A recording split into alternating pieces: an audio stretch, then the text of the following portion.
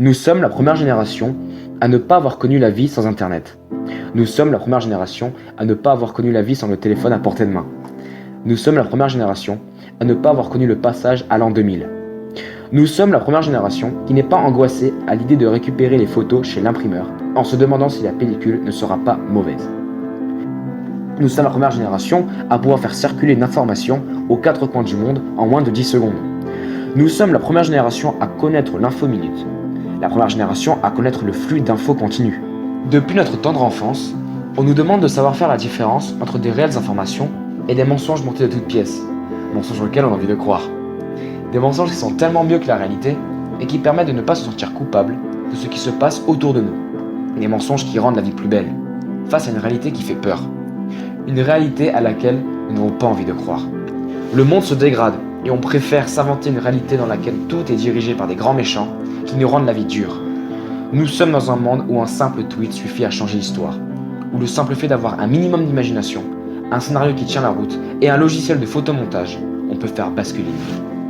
Dans notre génération, chacun nage dans la bulle dans laquelle il se sent bien, celle dans laquelle il entend ce qu'il veut entendre. Un endroit où ce qui se dit lui convient, alors il commence à entrer dans la matrice, où il sait ce qu'il veut confirmer et dans laquelle il mémorise ce qui confirme ce qu'il sait. Est-ce qu'il sait vraiment? Qu'est-ce qu'il sait? Est-ce qu'il sait ce qu'il sait? Ou est-ce qu'il sait ce qu'il doit savoir? On vit au rythme de l'algorithme. Chaque image likée est mémorisée. Chaque émotion cliquée est une info stockée, commercialisée, instrumentalisée. Les émotions, on les numérise. On en fait des produits. On les identifie. On vit dans un monde où le bonheur se mesure au nombre de likes et où on balance son porc à coups d'hashtag. Nous faisons partie de la génération qui s'est vue grandir sur les réseaux sociaux, les anniversaires et les premières dents. Tout est répertorié.